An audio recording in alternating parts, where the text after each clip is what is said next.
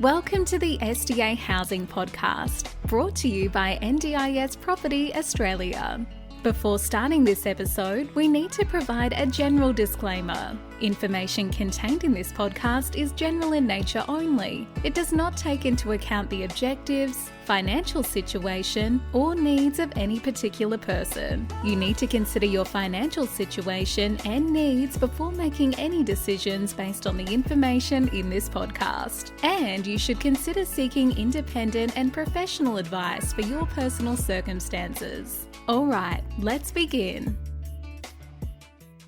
Hello everyone, my name is Debbie from NDIS Property Australia, and you're listening to the SDA Housing Podcast, a show that explains, highlights, guides, brings awareness about all things SDA in this ever-changing NDIS world. Today, welcome back Kevin from Paramount Disability Homes. Thanks for having me again. Which episode are we up to? 580? No, I think this must be your, fifth or sixth at least. Something like that.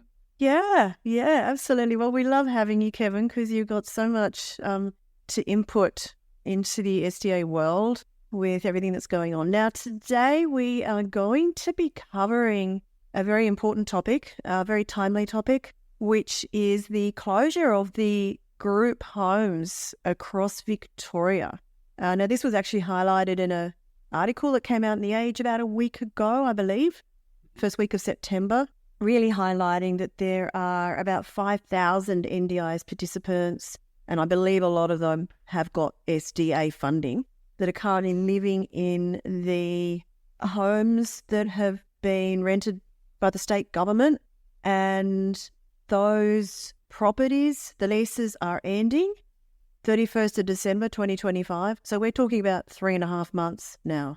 And there's a lot of issues involved here. There's a lot of people that will need to be moved out. There's a lot of families being impacted. And mostly there's a lot of participants also being impacted by this.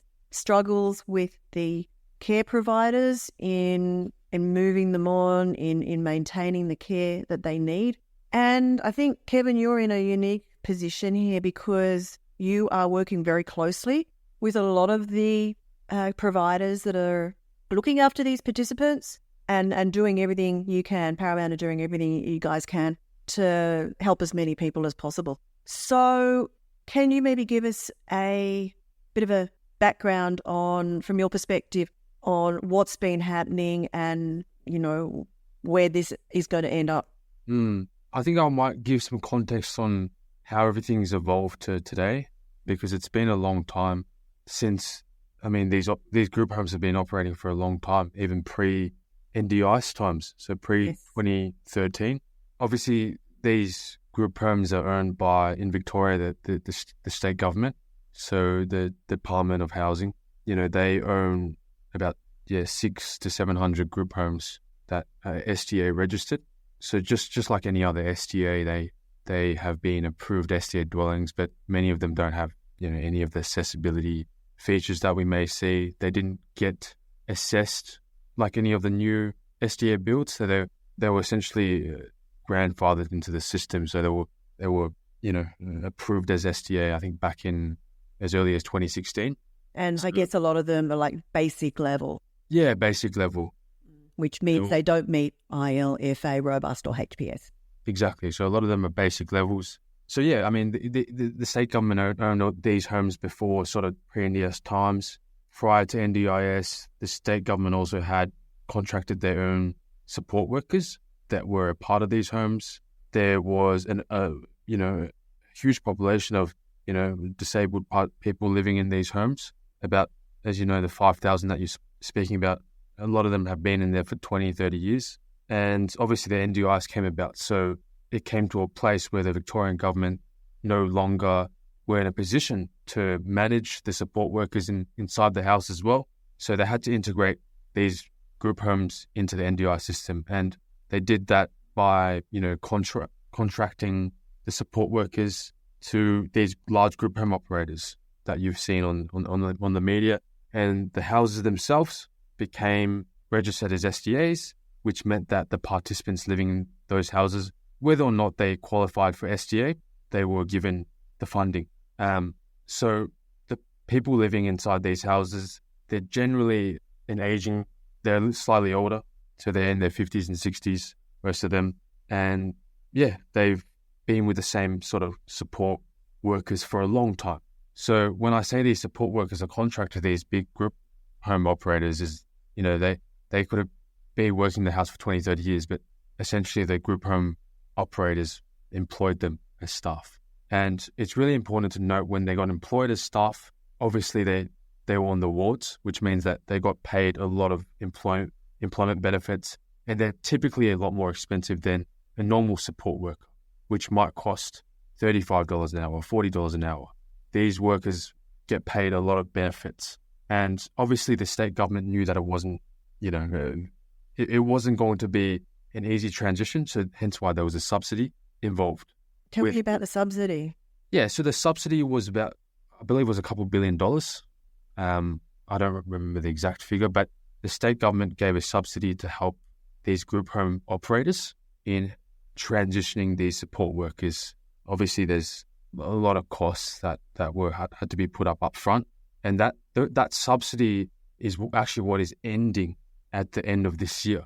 Okay, so it's actually a subsidy to help pay for the workers. For the workers, exactly. Okay, all right. So it's not actually the leases that are ending. Yeah, the leases. Obviously, I'm not sure exactly what the subsidy covers, but I'm assuming any problems with the house, admin staff, support workers, to help them transition into these group homes. But obviously what's happened in the last couple of years is that it's been harder and harder for these large SIL providers, group home operators, to keep their margins, high in the SIL industry, because, you've got funding issues, you've got ratio issues with care. So, I might explain how the care model works in a group home to give a bit more context as well. So in a group home, you typically have about 5 people living in one home. And obviously these, clients on a 1-to-5 care ratio. So they realistically, you still need about, 4 to 5 people in each house for the care providers to be profitable. But what we've seen is, because it is an aging population, a lot of people have, either unfortunately passed away or found alternative housing solutions. And there's actually a lot of vacancies in these group homes. So a lot of these group homes are actually not profitable, even with the subsidy. So you can imagine, with the subsidy ending now, it'll cause a huge, financial strain on these group home operators. And a lot of them are not-for-profits, and they're already losing money with the subsidy. Yeah. So I think that's the first layer of the issue, which is it's not profitable for the care providers to continue operating in these houses. And with the subsidy not being there, they've got to shift those participants, and they have to close down the houses, because next year I don't believe they're contractually obliged to hire the same support workers as well inside the houses. So that might mean unemployment for a lot of support workers as well. That's what people are not seeing as well. Yeah. Okay. So that is sort of history, the background to what's happening. And we're at the point now where these subsidies are going to end in 3.5 months. There's going to be a lot of these homes that are going to have to close because the providers just cannot keep operating them. They're already losing money, and it's just becoming so financially unviable. So what happens next? So obviously, like Paramount, we have already talked to, if not most of the group home operators, and for them, it's about setting up a transition plan. Obviously, a lot of the group homes in Victoria are situated in inner areas, and there's a lot more of an abundance of apartments opposed to housing. So there's only limited rooms for, houses that are being built. So that's the first sort of problem. Obviously, there's just nowhere for them to move in. There's just nowhere for them to move in. And the second biggest problem, I'm sorry, I'm just talking about problems instead of the actual issue, but it's what's preventing them from moving is their funding levels. Because you've got to bear in mind, these residents have been grandfathered into the system. They've been handed out SDA. Many of them are on basic funding, which... How much is a typical basic funded SDA funding? Anywhere between a couple $1,000 to, $7,000-8,000. So that's not going to cut it for any investor or any fund or any landlord, right? So Absolutely not. yeah, it's a big nightmare because we still have new clients that have just been approved with SDA, which will be much more attractive for clients to accept. So, when we looked at this problem 3 to 6 months ago, we knew what it took. Well, we knew what they had to do to help these clients move out, which was to apply through a change of circumstances to get their funding uplifted. But I guess the problem was so big that you can't get everyone to go for a plan review and get their funding uplifted. And some people will get rejected because they're elderly. Some people might just get SDA completely removed from their plan. And so operationally, it's a huge, I still don't think there's too much clarity with how they're going to be able to shift people into new housing without the right funding. Yeah, absolutely. Yeah. And even if they lose their SDA funding, they still obviously need somewhere to live, which is going to be the alternative being a still house. Yes. Still being looked after. And, I know that that's a big issue too. There's the housing crisis and SILs finding it difficult to even just rent a normal property to look after clients in. Yeah, exactly. So, that it's either sort of eviction for these big group home operators or it's finding them an alternative solution. But yeah, if you rent out a house as a SIL provider, a lot of the houses aren't accessible even unless you're willing to go out to further out areas, which many of these SIL providers probably don't want to go. Although I was just going to ask that because we do know of the oversupply of SDA, new SDA, in the northern suburbs, the southeastern suburbs, but predominantly in the western suburbs, the outer western suburbs.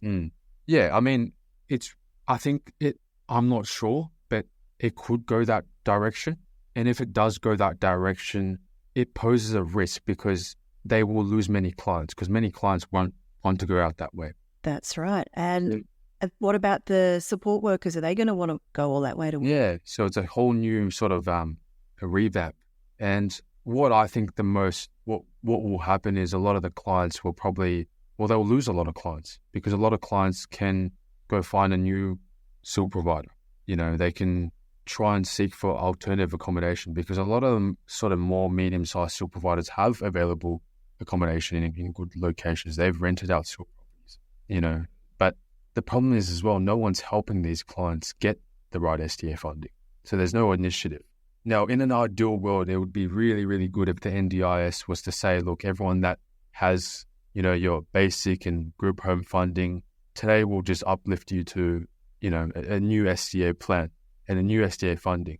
And that would be the easiest solution and fix this whole sort of mess. But the government, or the NDIS is not going to do that, or at least not any time soon. So we're still in a very, we're in a scenario where we're quite stuck. But yeah, there are providers that are out there that are trying their best to secure housing. What they'll do is, I'll give you guys an example.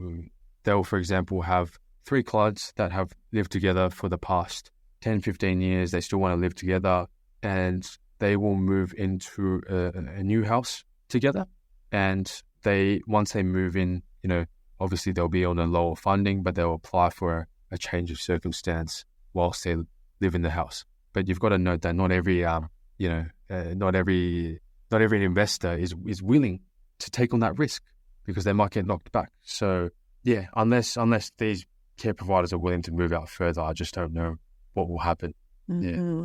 Yeah, look, it's a big. We could see this was a big problem coming 6 months ago when we knew this was happening, and I didn't know what the answer was, and obviously no one still has an answer for it. But what are you guys doing? What successes are you having, even if they're little minor ones? So the group home operators that are a little bit smaller, that prepared themselves earlier, and we did have these conversations about 3 to 6 months, and they started doing plan reviews 3 to 6 months ago.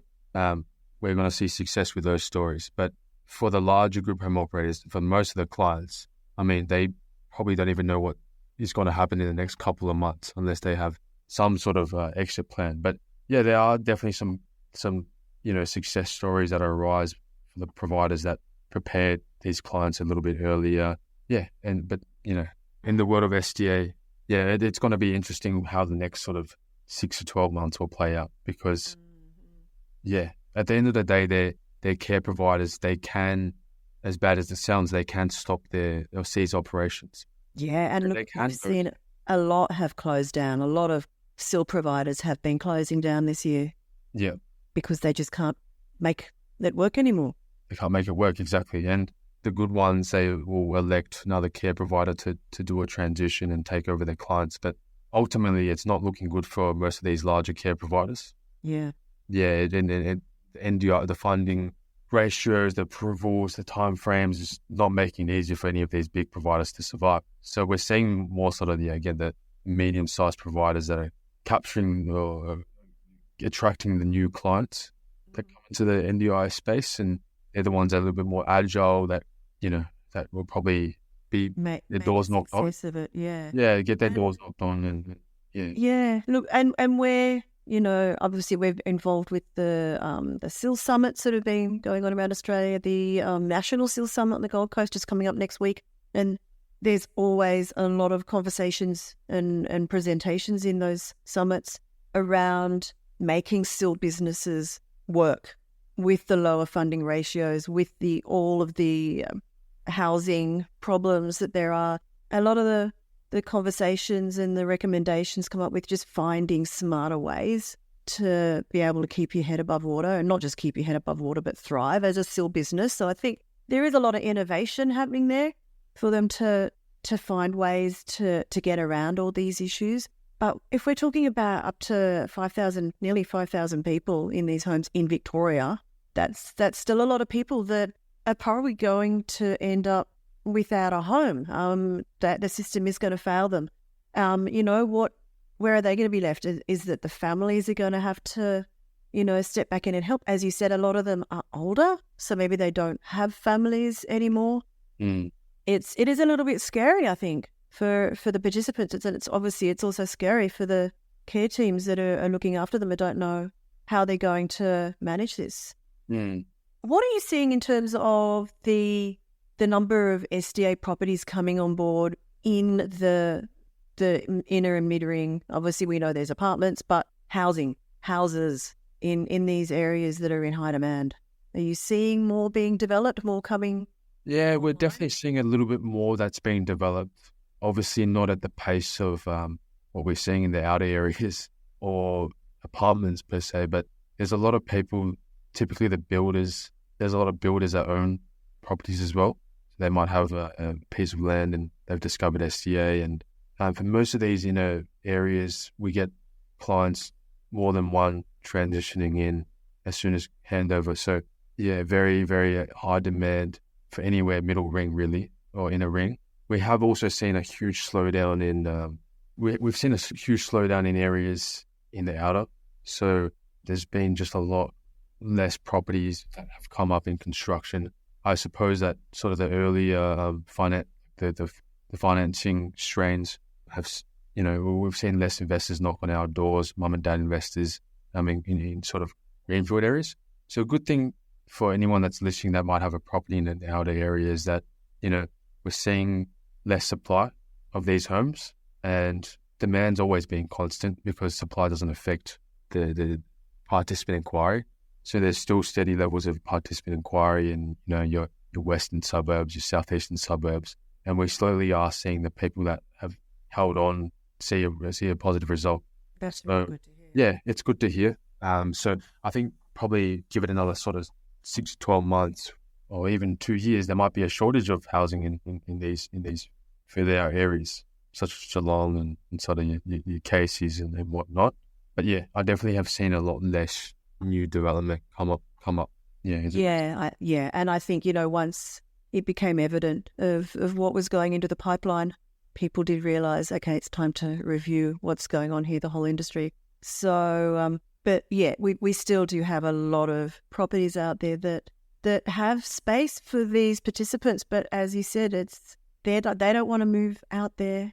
Their care teams aren't going to want to travel out there to work. And that's the big issue. But there'll be a slow migration, I guess. Yeah, there'll be still people that will migrate. So like there'll be scenarios where your family will step in and say this is not right, and they will probably reach out directly to us, and we can look at leasing properties out directly to help clients.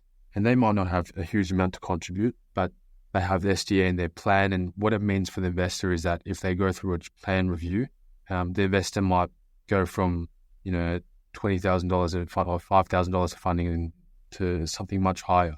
So if you're an investor, you get one of these, if you can help out one of these clients, and it could be great.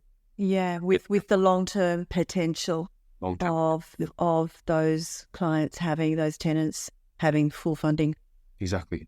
Yeah, totally.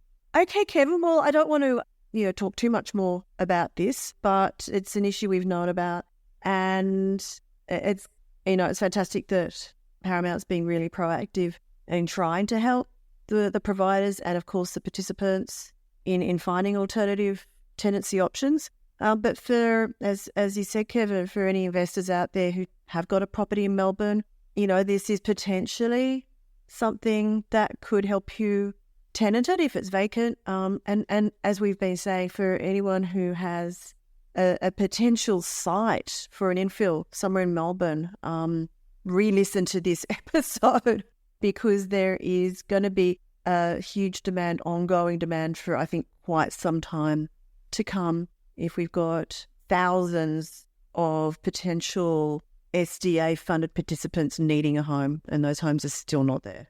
Yeah. So, okay, anything else that you wanted to add we haven't covered? No, I mean, look, feel free to message me or Debbie. But yeah, happy to answer if anyone has further questions about what's going on. I'd love to do a follow-up session as well, maybe down the track, to see how everything plays out. Absolutely. Yeah, let's do that in the new year and just see what has happened. Amazing. All right. Thank you so much for having me. Thanks, Debbie. Yeah. Fantastic.